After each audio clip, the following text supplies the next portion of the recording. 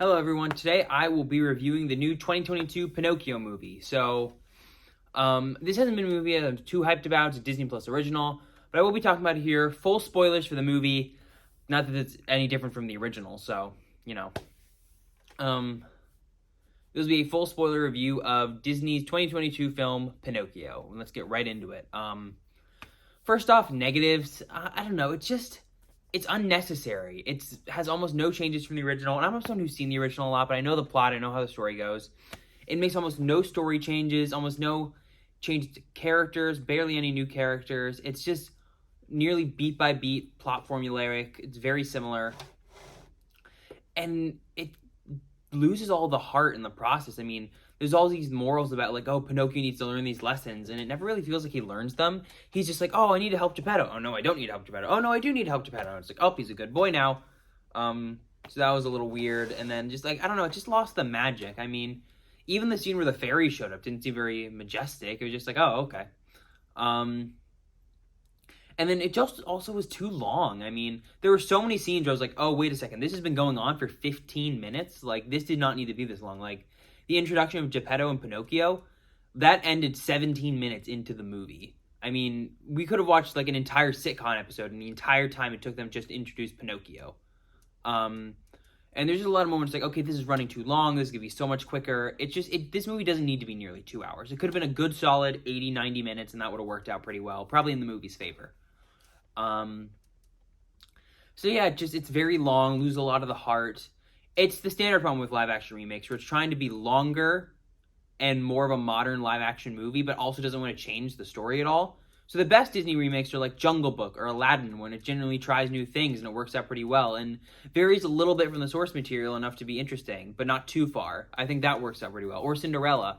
And the worst ones are the ones where it just doesn't change anything at all, but it also still tries to be a big movie. And this kind of falls into this.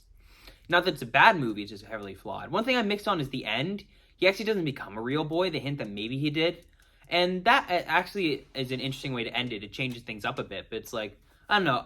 I so wish you had seen that satisfying resolution of him becoming a real boy.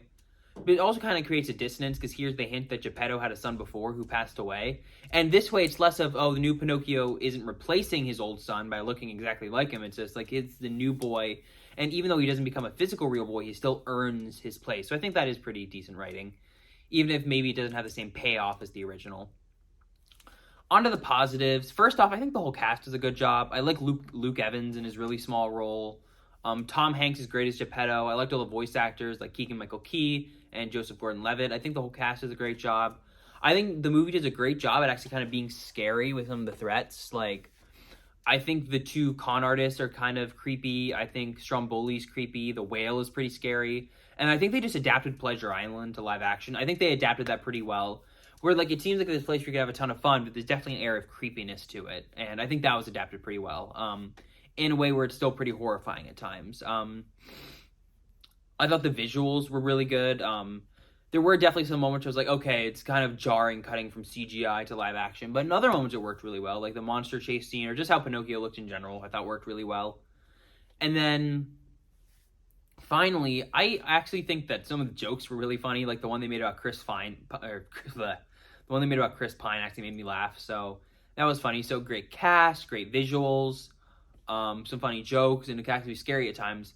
But it was also way too long and just suffers from the same standard problems as Disney live-action remakes, where it loses the heart in the process. So it definitely still got some good moments, but it's not nearly as good as it could have been, or never really justified its existence. So I would say this movie, it's okay. I mean, nothing wrong with it, nothing too good about it. It's just kind of there.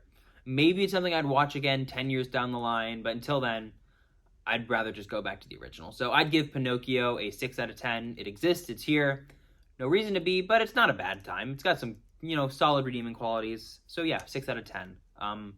Hope you guys like the video. A new one coming tomorrow, and it's a very special ranking, so I hope you guys stick around for that. So yeah, hope you guys like the video, and I'll see you tomorrow. Bye-bye.